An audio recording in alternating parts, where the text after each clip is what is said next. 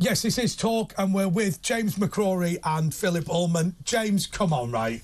You've got to finally admit that our problem with the human rights legislation does exist. I have to say, even me on this case thinks this is a bit OTT. But look, what I would say at the start is I generally don't think an all-male panel having a discussion about abortion isn't generally the most helpful thing. But it's not about abortion. No, but I really strongly don't. But you made an overall point about abortion at the start, which I respect. I think also, I identify as a woman. But yeah, so, but look, I think it's a you. genuine issue of conscience where everybody's got to respect each other's opinion. I generally think an all-male panel discussing it is not the most helpful. But I take your point. This is actually a freedom of speech issue. I'd say two things. Why? Why have the police got involved here? 6 coppers in particular seems because the police have become overbearing in this country. Well, but yeah, I mean, look, it's very hard to judge the entirety of policing on one case, but why have they decided to do this? What's led them to there? What's led them to the decision to send 6 people? But I'd also ask why she was doing it in the first place. Now, I would totally respect people's right to hold their opinion on abortion. I absolutely respect people's right to religious expression. I would have thought you could pray anywhere. Yeah, but hang on a second. So I'd ask why, in general. Why have the police done this and why has she done this? But I don't think that she should be arrested. Hang on a second, Philip. Right, look. I wouldn't pray outside an abortion clinic. I don't know what your view of abortion is. I imagine you wouldn't either. But it's this whole idea of the way that now there's a hierarchy of rights. You know, somebody who wants an abortion, has the right to never hear anybody disagree with them. That's what I worry about. I worry about the free speech element. Free speech is vital. But is she doing it to antagonise or literally to pray to a God and she needs to be close to it? But I've got a problem with human rights. Full stop. Because the trouble with the human right is it's my right, and I've got to enforce that right, which needs friction, because I'm fighting you to force the right. It's what I would much prefer is obligations, that I have an obligation to care for you, to look after you. And if you look at the Bible, there are no rights at all. It's all about obligations. So obligations means I'm obliged to care for you, you're obliged to care for me. You actually work together. Human rights are problematic, full stop. I must admit, we're going to go to the voice messages now, but that's something that Philip's made a point on multiple occasions that I agree with. Everybody knows their rights nowadays, but nobody's interested in their responsibilities. Correct. And I do think that's extremely important. Anyway, we've had loads and loads of your WhatsApp messages. We're going to play every single one. We've not had one so bad about me that we're not going to play yet. But listeners could do better. What are you doing to me? OK, what I want you to do is really simple. Get out your phone, put 0344 499 1000 in and save it under Talk or Talk TV, Talk Radio, whatever you want to do. And then you can send us the voice message on WhatsApp. So let's do that. Let's first of all listen to Shirley. Take it away. Hello, my name's Shirley from Craigavon. It's just to tell you there are already French foreign workers over here working on farms. As Northern Ireland is part of the EU technically, thanks to the British government. And there's Germans working in the care centre as well. Thank you. OK, I have to say the way that we have not stood by Northern Ireland is a disgrace. Obviously, many of us now appreciate that. I will say my own view, and I've said this to you loads of times, Aisha, I think when it came to Brexit, everyone went, oh, it's the Northern Irish moaning again, and we didn't realise quite... Yeah, they shouldn't have done that. It was a disgrace. But do they have enough agricultural workers in Ireland? Because we don't here, but maybe they do in Northern Ireland. No, I don't think so they need them anyway. I don't think they do, but I have to say part of it is if we paid a couple of quid more for some of our things, then maybe it would make a difference. All right, let's go to Doreen. Doreen is on voicemail. Go on, Doreen. Good evening, Ash. Could you tell me about this prosecution business? What happened to the man that had a lighter and was setting alight the bus? Oh, that was in Hare Hill, wasn't it? Yes, I think he's not. I think he has been arrested, so we probably can't talk about it. But it hasn't been rushed through like some of the others. No, I have to say people are concerned about two-tier policing. Yeah. I'm assuming the next voice message is Robbie. Is that right? Robbie, take it away. Hi, Ash and Andre. Love the show. I just wanted to comment on the poor woman getting arrested there for silent prayer outside the abortion clinic. I mean, there's 2 policemen standing there ready to arrest her. And, there's probably somebody down the road. I'm just watching now. It's 3 people actually going to arrest her. But there's just, somebody probably getting stabbed down the street or something like that. It's gone crazy now. This is Robbie in Dublin.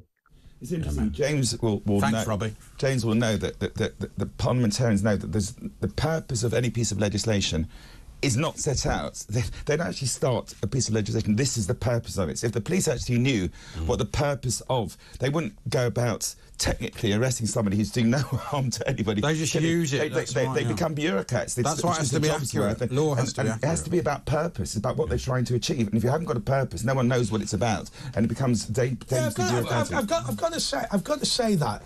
If you want to move from, I mean, this is a bit technical, but if what you want to do is say you must not burgle my house, right, and let a jury and a magistrate or a jury and a judge decide what that is, that's fair enough. But if you're going to be incredibly prescriptive on legislation, then actually you need to start having the purpose of this is to do within the legislation. Well, I mean, I know exactly what you mean. They sort of do it with a short title for a bill and a long title for a bill, but I take your point. They don't set it out, and they certainly don't set it out in layman's language. I think this is a good example of how tricky it is to get legislation right, though.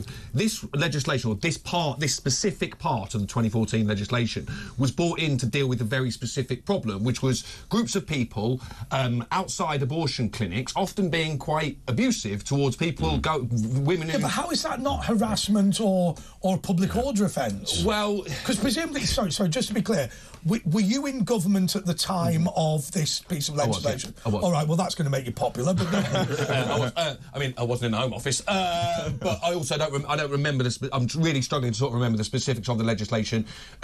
Now, I would argue that if you have very, very broad laws to deal with harassment and etc., and then they get used in very, very narrow circumstances, you guys would quite rightly be the first to say, well, look, these laws are too broad and they're like the hate crimes, they just change all the time. Actually sort of made my point for me there. So what governments and prosecutors and laws try and do is narrow down. The argument is that you're sat there saying, and I don't agree with you, but I think it's a legitimate point to make. Right. We have got a specific problem with these protesters. We are going to specifically make that illegal. Well, my argument is this. I always give the example of when Tony Blair made it illegal for murder by nuclear explosion. And you just sit there and you say, actually, if somebody's being abusive on the streets, pick them up. Also, I tell you the other thing that annoys me sometimes about protesters, and it was started by that guy, what's his name, Mr. Hoare. Steve Brake. No, not Steve Brake. Brian Hoare. Brian Hoare, he didn't protest the Iraq War. He sat there for 6 years. And by the end of it, he was on his megaphone using the C word to school children. That isn't appropriate. But anyway, let's go to our next... what I would say is you should almost have a test, James, for any piece of law. Can a simple person in the street understand it and actually explain it and do it themselves and defend themselves and know what they're supposed to do? And, I don't know about that, Philip. You have to, otherwise it's not democracy. Well, I mean, surely you must accept that not everybody's well informed about everything. And there's always a reasonable person test. True. But say you were dealing with, I don't know, human cloning, for example, and like that should, in my opinion, be banned. I don't think you should be allowed to clone humans. I think that's a bad idea. It's the only chance I'll have of having a child. That's unfair, Andre. But look, or something that's very complex scientific or complex cross-border trade agreements. So the man in the street is just not going to know about it. Yeah, so you need some laws to deal with. Yeah, but that's his very point. Absolutely. If we don't have legislation that everybody understands, it's not protecting people. But now you have to know about publishing the same as a media organisation if you tweet. But I would argue you need legislation, wouldn't you, Philip, that the regular person doesn't need to understand because it's not going to impinge on their life in any way. Scientific research, R&D. Anyway, we've got to stop there. Simply, by the way, I Rhythm agree and with blues. I think actually it's perfectly possible to have legislation that people understand about IP theft and things like that. Okay, we're going to go to Peter next. Come on, Peter, on the voice messages. Let's do this.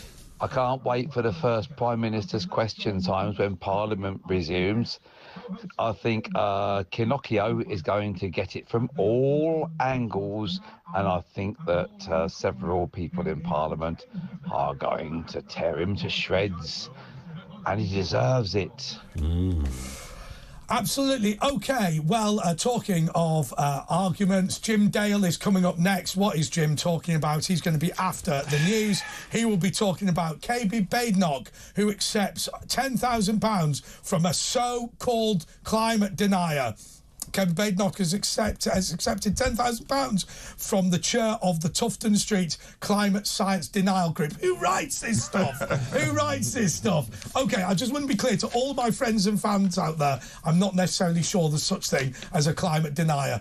I tell you what. Yeah, they try and link it to the Holocaust, don't they? By the way, there are some people who don't believe in global warming because they don't believe the Earth's a globe. But apart from them, most of us are relatively sensible. OK, 0344 499 1000 is the number to call. I just want you to save it in your phone because then you can send us these WhatsApp voice messages. James McCrory and Phillip Ullmann are staying with us until midnight, and then get your calls in now. We've got a couple of slots available. 0344 499 1000. OK. Oh, and tomorrow's front pages. By the way, if you get arrested for praying and you say, I'm not praying, you lie, can they arrest you on suspicion of praying and take you down the stage and investigate, try and tell whether you were praying or not? Yeah, just stick those electrodes on your brain. Just say, no, I'm not praying, then what are they going to do? Well, I think most Christians refuse to lie, but OK. I'll tell you what, that would be a moral question for you, well, wouldn't it? God will accept it because they're helping him out, aren't they? Stick it on the moral maze. Talk. Right, we're back. Talk. I've got my glasses on because it's time for tomorrow's papers today. So you hear it here first. Let's start with the Independent. Why? See for yourself. Because it says here, one show presenter, Jermaine Janus, sacked by BBC after complaints about behaviour. So apparently text messages. He's been sending some naughty text messages or something like that. OK, I've got to be honest with you. I'm very sceptical about this, James, and I'll tell you why. Because I think that the BBC is determined to protect itself as a bureaucracy, and whenever you get some allegations of wrongdoing against it, it throws somebody to the wolves. I think this Jermaine, whatever his name is, and I don't know a great deal about it, is probably not that much of a wrong-un, but it's just after the Hugh Edwards thing, they're just determined to have a go. I mean, you're probably asking the wrong panel here because you've got two proper Arsenal fans to give an opinion on former Spurs midfielder Jermaine Janus. So you're asking me to stick the boot into a former Spurs man, which is an opportunity I'm always going to take. I have to say, look, I don't know anything about this case, but I do accept your point. I think the BBC is now in a position where anybody who's accused of inappropriate, they're going to be looking to deal with it fast because they were quite rightly hammered for their, I would say, quite poor handling of the Hugh Edwards. These powerful people seem to get away with it at the BBC, Philip. Look, the BBC is a public corporation, and it's never going to work. We know nationalisation or big public become bureaucratic. They dehumanise. Becomes about hierarchy. It becomes about people being things, and you don't. Those large organisations will never work to solve problems. The Labour Party's idea of nationalising, it will never work. And the same thing, it's in trouble with the BBC. It's just too big and bureaucratic. It's not fit for purpose. The BBC, Asher, should they shut it down and rebuild? Well, it's become all about looking after itself. Yes. Right. You look at Channel 4, right? So, believe it or not, I'm a Conservative and I watch Channel 4. Oh, you're the one. You're the one. Ulster would love to speak to you. But ultimately, the BBC go, oh, the reason the BBC is so successful is the unique way it's funded as a public service broadcaster. Channel 4's the other public service broadcaster. It does well, and it has a bigger streaming service than the BBC. I just think the BBC... The worst bit about the BBC is I think that the licence fee is what's killing it because it's not forcing them to be accountable. I think it's doing them no favours. They think they should fight for the licence fee, but if they got rid of it, they'd be better off. Well, if they got rid of it, how are they going to be funded? By advertising? Well, I don't know, advertising or subscription or a the world, you know, they sell it all over the world, didn't they? You know, Top Gear and stuff like that. Yeah, they have a slightly different arm to that, don't they? BBC Worldwide. I mean, look, I'm a big fan of the BBC. I completely take what Philip says, that it is a very large, quite slow-moving, pretty bureaucratic organisation. I think there's a large argument that the BBC does far more than it should. I think its online presence, for example, is teen sex parties. Yeah. I wasn't quite talking about that, but look, I think its online presence, for example, is squeezing out a lot of local news and local commercial newspapers. stuff. They shouldn't have Strictly. That should be go to. Yeah, I struggle to see how that educates, entertains, or informs. But I mean, I'm not a Strictly fan, so I would say. Well, I'd say Strictly Come Dancing is a very, very good example, Philip, because when ITV was financially reliant on the X Factor, the BBC put Strictly Come Dancing head-to-head. And what happened was, James is right, by the way, local media is being pushed out by the BBC online, and then to try their own local radio. to try and destroy ITV as well. And you just end up in this situation where this state-backed bureaucracy acting for itself is eliminating the competition. I hate that. Yeah, it's lost its raison d'etre. It doesn't know what it's about. It doesn't know what its purpose is. It's about itself. It's about insular. Itself. It's insular and again, without purpose. What am I really trying to achieve? And it doesn't know. It's become a big behemoth, and it doesn't work. I think they just think, what should the BBC do here? They just think, what would we do as the BBC? But they don't actually have any... But I've done that in my life, where I've gone, what is the purpose of me being here? And never considered the possibility, maybe there isn't one. Yeah, but I mean, look, I'll say the BBC, in theory, sets out clearly what it should be from the Reithian principles, which is to entertain, inform and educate. The fact that we're able to write them down means they're not true. Look, you can also have a debate about whether the BBC has moved away from it or not. And I appreciate we're on a rival channel here, but I think those people who would like to see the BBC dismantled, moved to a subscription model, whatever, I would just say to them, be slightly careful what you wish for. If you go anywhere in the world, and we've all travelled, the reach of the BBC and the respect it's held in other countries as a sort of arbiter of international news is very, very, very, very, very high. You can't... Not anymore as much, Well, I would say... It's the Middle East and also what's going on now. Well, I would say that's debatable, but if you go in every time I'm in a hotel room, the BBC World is on, the BBC get interviews... So you go to a hotel room on your own and watch the BBC World Service? Nobody does that. No, does that. Literally nobody. Don't knock it till you tried it. But it is valuable. Look, the BBC, when you see the reach and the access that the BBC get to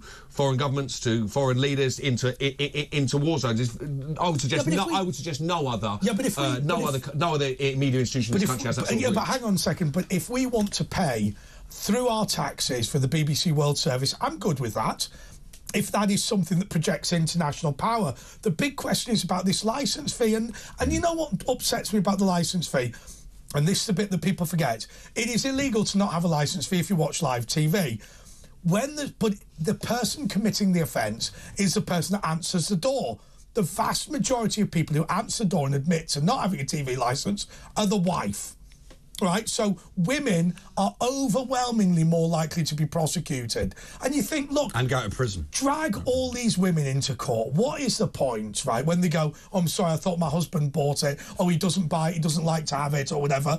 They're in trouble. It's nonsense. 10% of all magistrate cases are TV licences. I mean, look, I'm a big fan of the licence fee, and I'll defend it. Because I think it gives everyone a stake in the national broadcaster. No, it doesn't. No, it doesn't. Well, that's what... Look, but you can just categorise. I think because I have a stake in it, and I like the fact that it's required to be balanced. I like the fact that it's required to take a range of opinions. From my perspective, what it does is it ensures that the BBC doesn't have to care what I think, because I'm obliged to pay them anyway. That's my thinking. It's too distant.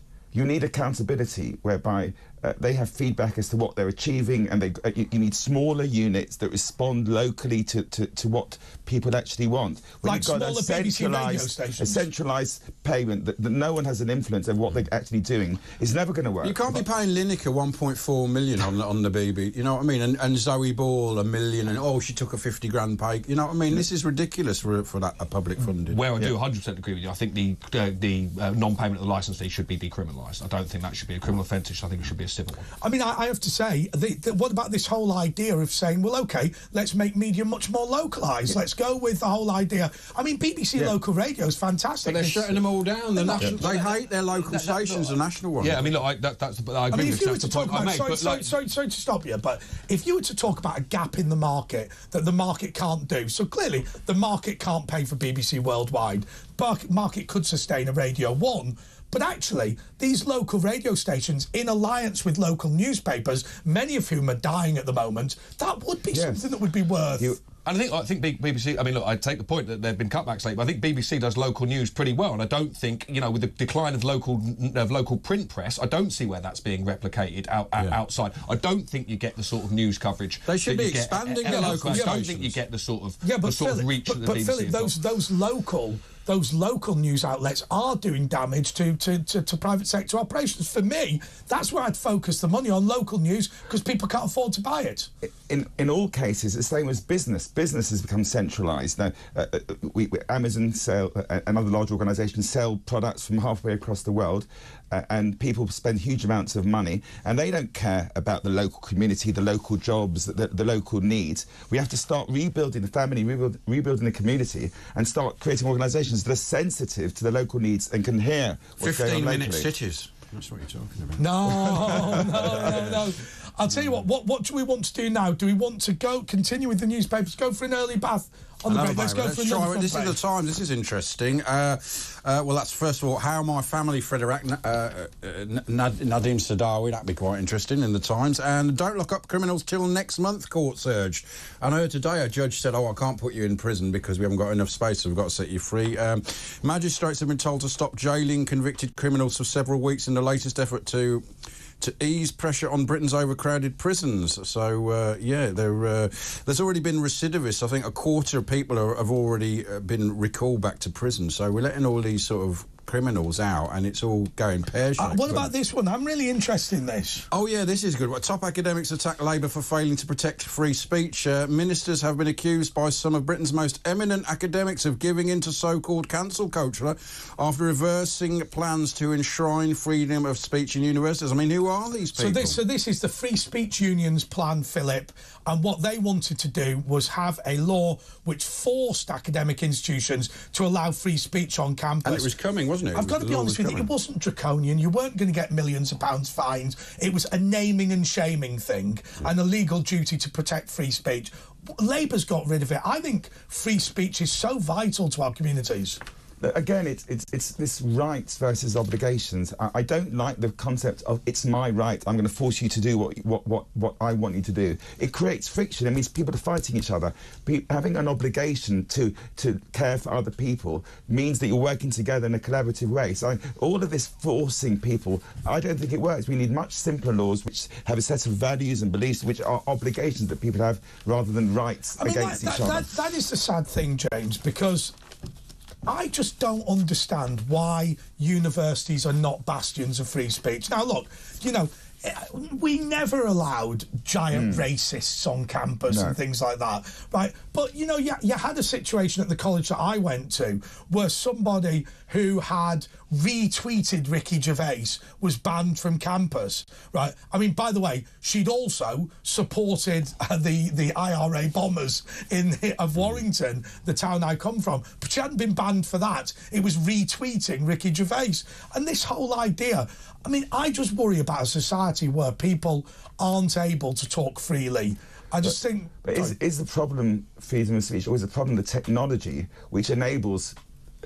which can be used to actually force people to cancel people, because we got this social media which is designed by private organisations to create addiction deliberately, which allows these private organisations to make money to get young women addicted to social media, to Flick. It's all been designed specifically. They stop getting depressed. It's affected anyone born after 97. It affects their frontal lobe, apparently. And again, you're allowing private organisations to make money out of creating addiction and actually... I mean, I have to say, I say this to everyone, James, who watches and listens to me.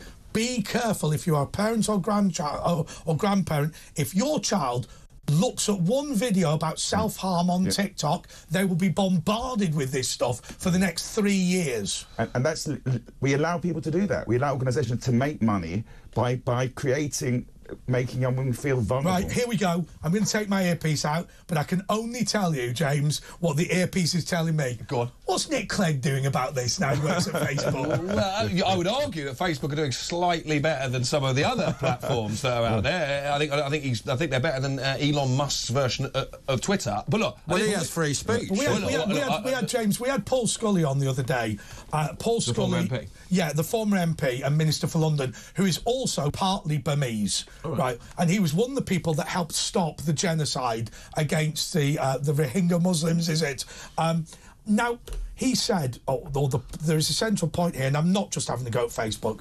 Facebook did not have moderators who could speak Burmese, so page after page. And the content that was becoming most popular was the stuff that falsely claimed Muslims were raping Burmese children and all this sort of stuff, but Facebook didn't stop it. And they often say that was the first social media genocide. But of course, as Philip says, the more popular videos are the ones that get propagated more. Yeah, I mean, look, I do think we've created this big beast that we can't stop in social media and in the internet in general. No one knows how to do it. These are massive organisations that are pan-global, and you're expecting national governments to be able to get a grip on them. What we're also saying in the same breath is and quite rightly, we want these social media companies to deal with the really bad stuff, to deal with the genocide, to deal with sex offences against children, to deal with misinformation. But at the same time, we want them to be bastions of free speech, and we don't want people taken off them. That's a really, really tricky thing in real time, James, across the globe. That's a really, really challenging. Look, I think they could do better, but that is a really challenging thing. And it is also going to require international governments and work between countries. There are solutions. It's not beyond solution. There are solutions, and the trouble is... What? Go on. I'll tell you. You're challenging me. I'll come up with a solution. The answer is, if you allow organisations to focus on their own greed and to make as much money as possible, you're going to get these organisations that create addiction because they're going to get more advertising revenue from all this addictive flicking. One minute. And then what you have to do is actually say that organisations have a social purpose, and their purpose is to look after... Section 1, Section 2 of the Companies Act says the purpose of a company is to look after the shareholders. As soon as you've got that... Well, that's about making money, then. That's about making money. It's up to governments to legislate, to control the... No, if their organisations were about purpose, about looking after people, then we'd be aligned, and then they wouldn't do it. Because their purpose would be actually to care for people, and then they wouldn't create the addiction in the first place. We're going to have to go to a break, but there is an element of this which I actually think that Paul Scully, when he was the minister, funnily enough, it happens to be the same person, when he was talking about the online safety bill, this idea of attempting to make these social media companies much more responsible for more than profits, because of course, you know, if you make a video that is fake news and that's popular, it will be propagated. They're not interested whether it's fake news or not. They're interested in its popularity so they can sell more ad revenue. Anyway, we're going to stay with him, to Asher Gould, because he is doing the newspapers, but also we've got Phillip Ullmann and Rory, hashtag James McGrory. Rory James McGrory is with us as well. We'll be back in a moment.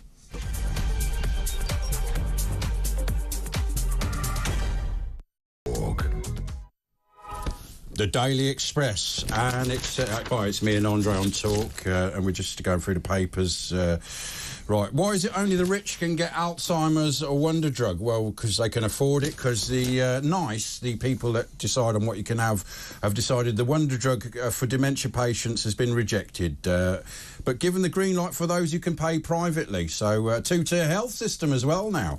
Up to 70,000 people in England who, mind you, we've always had that, haven't we, who would have been eligible will be denied lecanemab.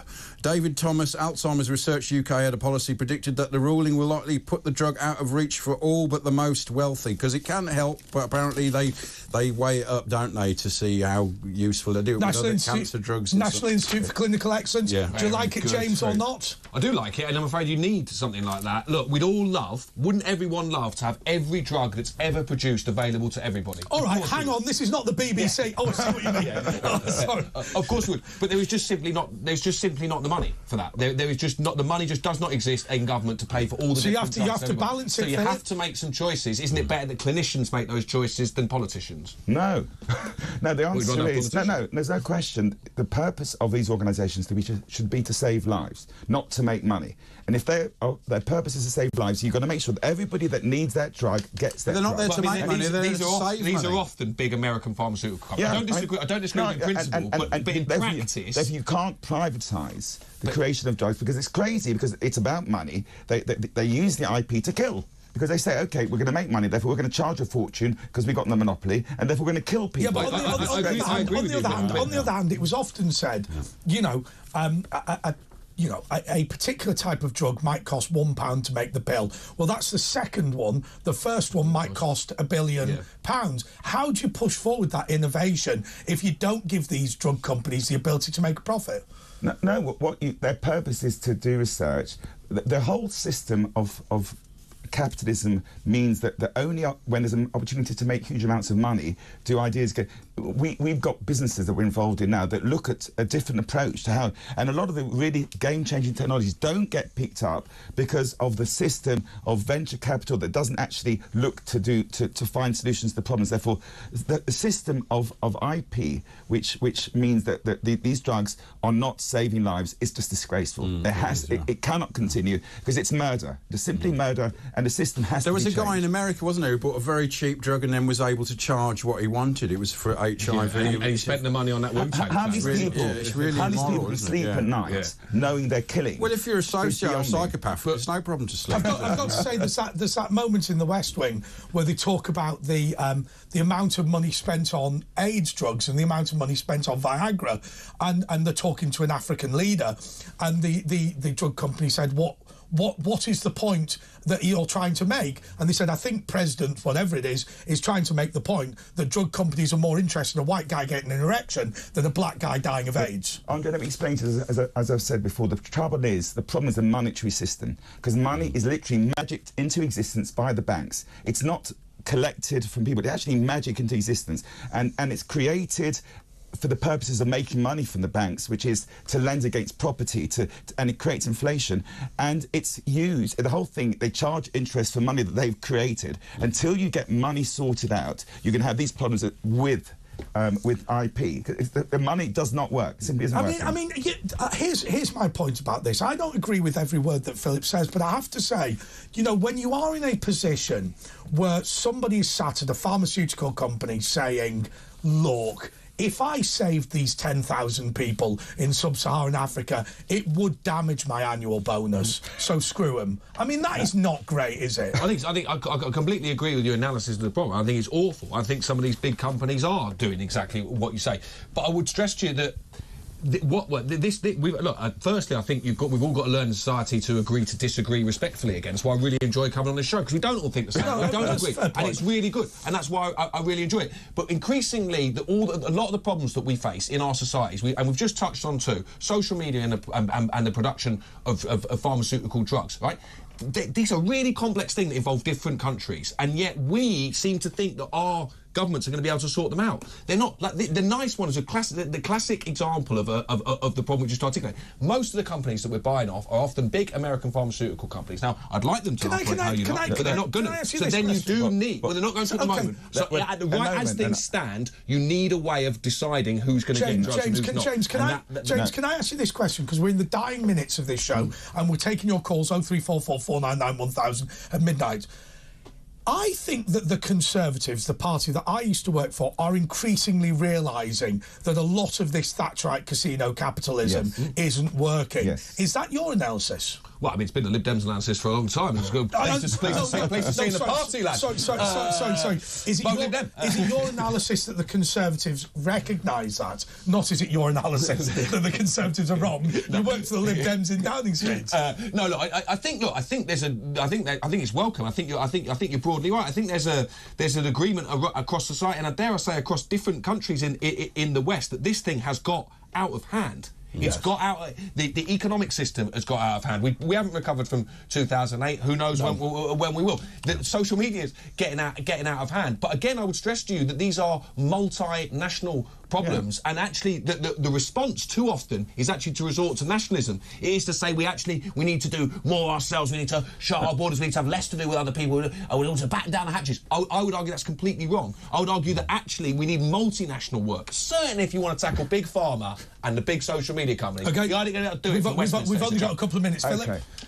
Completely disagree. Go on, respectfully. Respectfully disagree.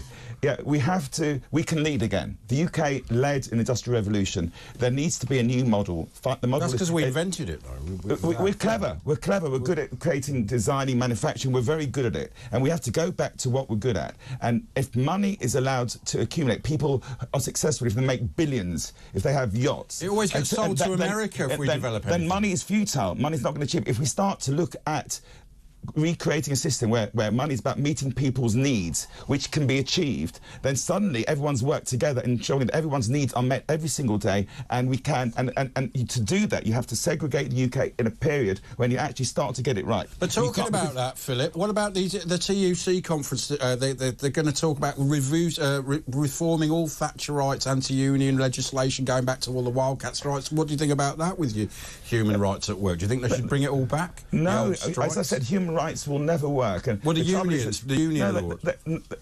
there's no recognition that we have to start meeting people's needs. The social unrest is because people are not being listened to. The Labour Party are not listening to people. They're not listening. Well, that's what the TUC are saying. Bring back so people will listen to. Well, the answer is not more power to the unions. The answer is to care for people, to start rebuilding the UK, reindustrialising the UK, leading the way in the future. Is it your instinct, just to go to James's question, forget what you personally think, do you get the impression that the Conservatives are starting to recognise that there is a yin and yang? Look, I didn't disagree with the Thatcherite revolution. I mean, obviously, I was a little boy at the time, but I also recognise that elements of it went too far. I don't necessarily have a problem with people trading in the City of London, but I recognise that has gone too far. I don't have a problem with mortgages, but I recognise they've gone too far. Do you think the Conservative Party is starting to realise that things have gone too far? Well, I think this leadership is an opportunity for the Conservative Party to think what it's really about.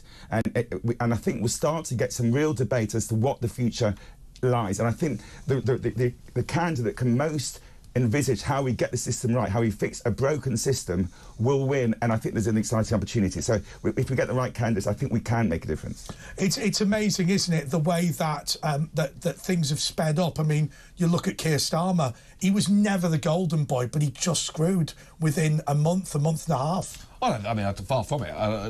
You think he's done well? I have to say, I'm neither a Labour supporter nor a Labour voter, but I actually think he's done pretty well in a real baptism of fire. This idea that people are particularly enthralled with the Conservative leadership contest, I think, is not true. I think people are tired. But look, I think the point is that Philip makes is the right one. People are tired. They're tired of a government of any colour, any shape could be in there, and they'll be facing the same challenges. Because Philip's analysis is right, that the system is pretty broken, and people, particularly at the bottom, but frankly, right the way up to the middle, are feeling squeezed, they're feeling cheesed off, and they want something done about it. My point to you all would be, I think it's naive to suggest that we, a very small island in the North Atlantic, are going to be able to sort it out on our own. No. I just don't think it's possible. He's a communist. I'm a communist. I'm a liberal. But look, I think the idea that we are going to be able to sort this out on our own, like big pharma and social media, they're not even based here. Time. OK, well, I have to say, we were with James, hashtag Rory McCrory until... Thank you so much to Phillip Ullmann. And by the way, that was Philip's first time as a guest co-host. We really appreciate you coming in. We hope that you will do it again. Right, we didn't get anywhere near the number of newspapers